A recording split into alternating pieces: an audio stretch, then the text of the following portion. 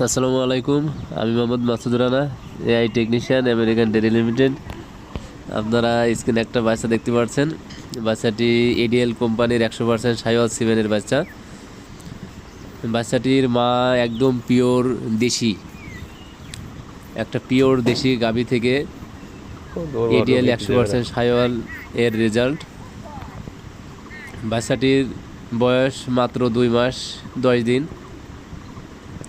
ভিডিওর শেষে আপনারা বাচ্চাটির গাভীর দেখতে পাবেন।